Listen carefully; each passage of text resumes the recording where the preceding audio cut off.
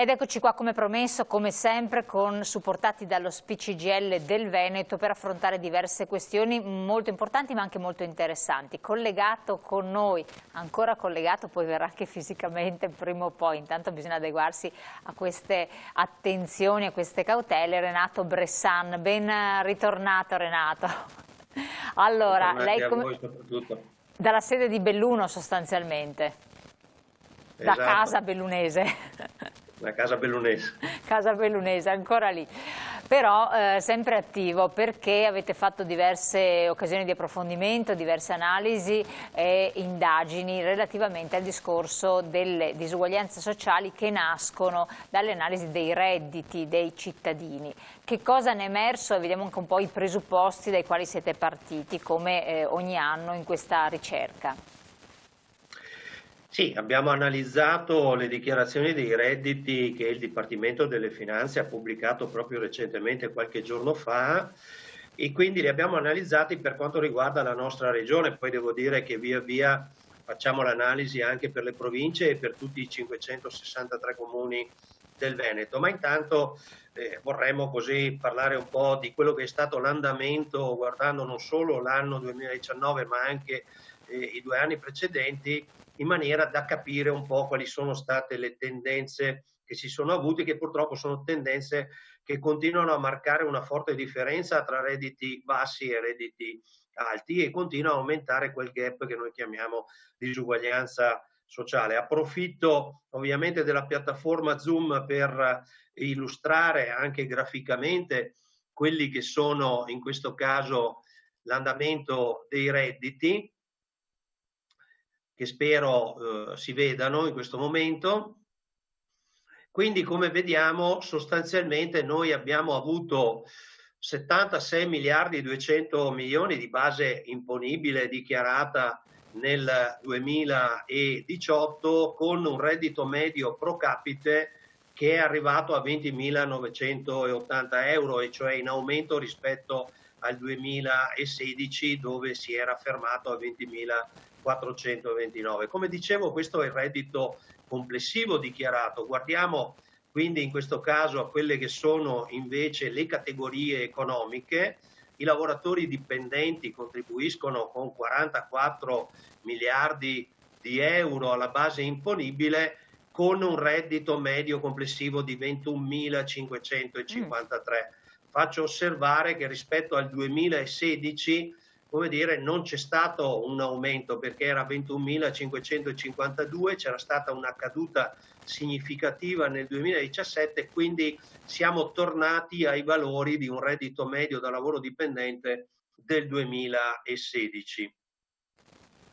Le pensioni, che noi ovviamente come sindacato dei pensionati guardiamo con un occhio, come dire, un po' più attento, e vediamo che contribuiscono con 21 miliardi e mezzo di imponibile, sono arrivati ad avere un reddito medio da pensione di 17.544, un sensibile aumento rispetto agli anni precedenti. Qui va detto, come dire, che ci sono due elementi che intercorrono per questo aumento. Il primo riguarda l'accordo del 2016 fatto allora con il governo Renzi per quanto riguardava la perequazione delle pensioni, ma anche quell'effetto sostitutivo, cioè quando vengono eliminate le pensioni per decesso ed entrano quelle nuove sono sensibilmente più alte a quelle che escono, e quindi questo fa aumentare un po' la media delle pensioni. I lavoratori autonomi invece, come vediamo, contribuiscono con quasi 3 miliardi di euro sull'imponibile generale, e però qui, come dire, troviamo valori medi ben differenti, insomma siamo a 51.665 euro e l'aumento, come dire, è sempre consistente di anno in anno. Gli imprenditori a contabilità ordinaria contribuiscono in questo caso con 648 milioni di euro, non parliamo più di miliardi ma di milioni, e hanno un reddito medio di 41.508, e anche qui vediamo, come dire, che ci sono andamenti in aumento sensibili se non significativi. Cosa sostanzialmente? Gli imprenditori a contabilità semplificata invece contribuiscono con 2 miliardi 775 milioni e un reddito medio di 22.636 euro, in leggera flessione rispetto all'anno precedente. E infine i redditi da partecipazione societaria, che invece contribuiscono con quasi 4 miliardi e 200 milioni e un dividendo di 19.122 euro, cioè praticamente quasi come un reddito da lavoro dipendente e comunque superiore a un reddito da pensione. Guardando infine quello che è stato e quelli che sono i valori, come dicevamo, riassumendoli velocemente: un reddito da pensione quindi medio 17.544, da partecipazione 19.122, un lavoro dipendente 21.553, gli imprenditori a contabilità semplificata 22.636, gli imprenditori a contabilità ordinaria 41.508 e invece il lavoro autonomo a 51.665. La distribuzione del reddito, questa è una delle cose che facciamo sempre notare. Prendiamo gli estremi, quindi il primo scaglione che va da 0 a 15.000 euro, lì si sono dichiarati 10 miliardi di euro, poco più. Sono 1.342.000 contribuenti, e cioè rappresentano il 37,5% dei contribuenti complessivi. L'ultimo scaglione, che va invece da 75.000 euro e oltre, dichiarano 12 miliardi 200 milioni di euro, sono poco meno di 91.000 contribuenti in Veneto e rappresentano il 2,5% dei contribuenti. Quando noi parliamo di disuguaglianze sociali parliamo esattamente di queste cose qui, cioè 2 contribuenti e mezzo si ripartiscono 12 miliardi 200 milioni, 37,5 di contribuenti invece si ripartiscono 10 miliardi di reddito complessivo. Ultimissima slide. Vorrei far notare che le pensioni in Veneto complessivamente sono 1.400.000 e quasi 36.000, ma fino a 750 euro noi troviamo 781, quasi 782.000 pensionati, che rappresentano il 54% delle pensioni totali. Allora, di queste pensioni totali, quindi sono persone che hanno anche la reversibilità, cioè com'è la situazione? Pensioni totali vuol dire sostanzialmente pensioni di vecchiaia, assegni sociali, pensioni per l'appunto di reversibilità, cioè il complesso delle pensioni vigenti. Ci sono distinzioni che avete già fatto per aree territoriali? Ci sono delle zone più povere, tra virgolette, rispetto ad altre, più in sofferenza, dove bisogna incentivare in qualche modo la contrattazione sociale, bisogna spingerla un po' di più per dare un supporto a queste fasce di persone, oppure tutto sommato è una situazione omogenea per territori? No, noi abbiamo l'area del Polesine, quindi del Rodigino, dove troviamo le pensioni sensibilmente quelle più basse del Veneto. A seguire subito dopo c'è il Bellunese e poi via via le province, come dire, più dell'area interna, come dire, del Veneto, che invece hanno una media pensionistica sensibilmente più alta. La ragione, come dire, storica in questo caso, sia il Polesine che la montagna bellunese sono state aree dove hanno sofferto economicamente e quindi si chiamavano aree economicamente depresse negli anni precedenti. Quando parliamo di pensioni non bisogna mai dimenticare che la costruzione di una rendita pensionistica bisogna tornare indietro di 40 anni, quindi è chiaro, come dire, che i decenni precedenti influiscono sulle pensioni attuali. Nei decenni precedenti questi due territori hanno sofferto economicamente e ovviamente il trascinamento di quella sofferenza la si vede ancora oggi nelle rendite medie, che sono sensibilmente più basse rispetto a quegli altri. A fronte di questa situazione che cosa avete organizzato di fare, oppure dove si è già organizzato qualche cosa?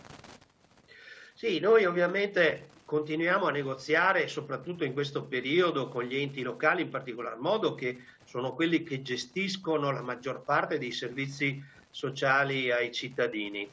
E quindi intanto diciamo una cosa agli enti locali, guardate che di quei 70 e oltre miliardi di base imponibile, l'85% arriva da lavoro dipendente e pensionati, come abbiamo ben visto. E chiediamo che questa base imponibile, da dove poi si estraggono le imposte, quelle imposte vengano trasformate in servizi sociali dedicati soprattutto alle fasce più deboli di quella popolazione lì. Come abbiamo visto, quando tu hai il 55% delle pensioni che non arriva a 750 euro lordi al mese, è chiaro che sei praticamente sotto la soglia di povertà. Quindi è del tutto evidente che quello che stiamo facendo, soprattutto in un periodo di emergenza come questo, è la costruzione di quello che noi chiamiamo il welfare di emergenza. E quindi vuol dire sostanzialmente cercare di sostenere in particolare non solo anziani, ma anche le famiglie che si trovano magari a casa senza lavoro per la sospensione dell'attività lavorativa, e quindi chiediamo che queste famiglie, questi pensionati che magari vivono in una fase di isolamento anche relazionale, ancora di più in questo momento qua, dove hanno certamente timore magari ad uscire anche allo scoperto, e quindi, come dire, in qualche maniera sappiamo che è la parte più fragile e quella più esposta al coronavirus. Cerchiamo di convincere, ma c'è molta sensibilità, devo dire, che troviamo negli enti locali, per tentare di garantire quel minimo di servizi, dall'assistenza domiciliare ai pasti a domicilio, le telefonate per il supporto psicologico non solo agli anziani ma alle famiglie, alle neomamme, a quelle che si trovano in gravidanza, alle attività didattiche che cerchiamo di implementare con le scuole, con le biblioteche, soprattutto per i più piccoli, perché l'isolamento relazionale non riguarda solo gli anziani ovviamente, ma in particolare anche i più piccoli che hanno bisogno di socialità, e via via tutta una serie di altri servizi che cerchiamo, come dire, di curare, di mettere in campo e rafforzare in questo periodo, proprio perché sappiamo che è un periodo di emergenza forte. Dove ci sono, in quali ambiti trovate delle criticità, non dico insormontabili, però notevoli, se ne avete riscontrati, oppure se invece al contrario è tutto abbastanza risolvibile o agevole, tanto meglio insomma.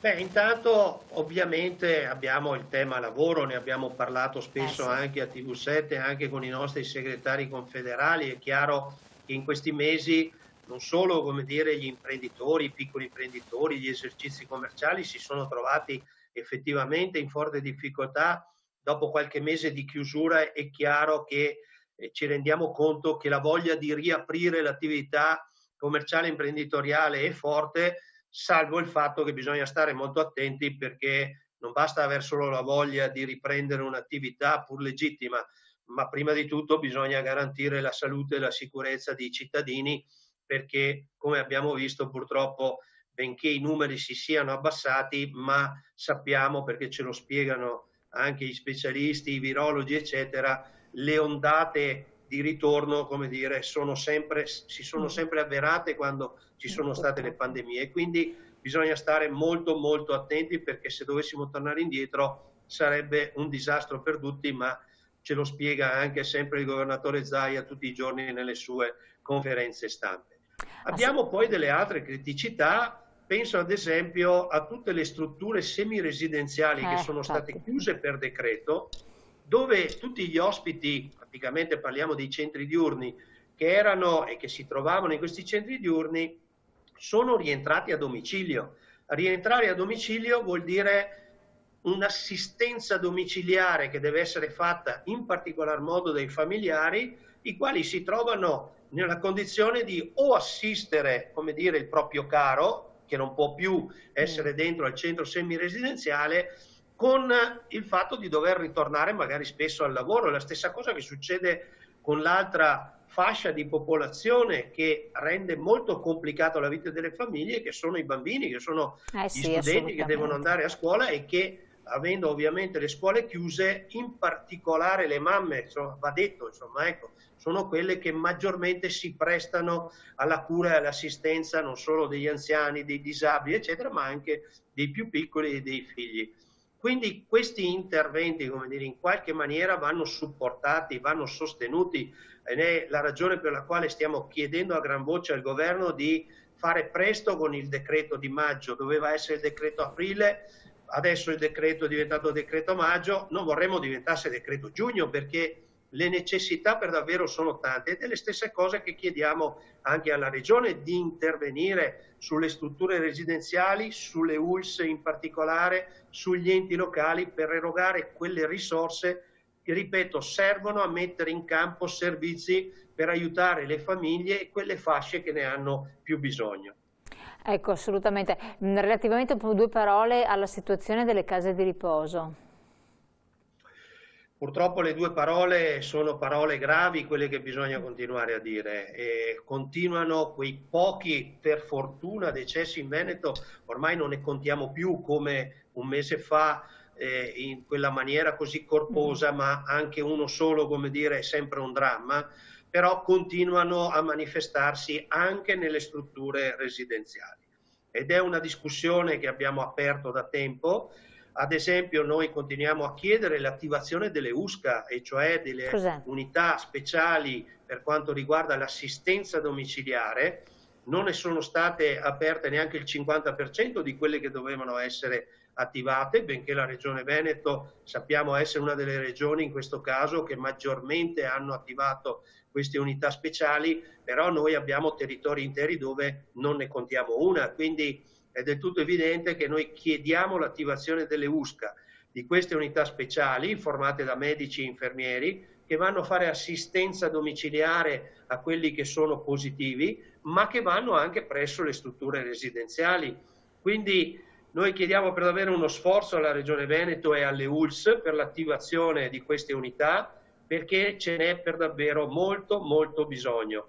Tanto più che ci siamo resi conto, soprattutto in una fase così, che queste unità, laddove si sono attivate, come ad esempio nel Veneziano, se ne contano 12 in questo caso, hanno prodotto e stanno producendo dei risultati positivi, tanto è vero che una delle richieste che facciamo è che, finita l'emergenza, rimangano queste unità speciali, perché si stanno dimostrando uno strumento molto utile sull'assistenza domiciliare. Assolutamente, è proprio una battuta. Ancora in passato si era parlato di case di riposo, RSA come si vuole, aperte, no? Strutture aperte, polivalenti, proprio per dare maggior respiro, per utilizzarle appieno, per dare la possibilità di essere fruite anche a livello sociosanitario per gli esterni.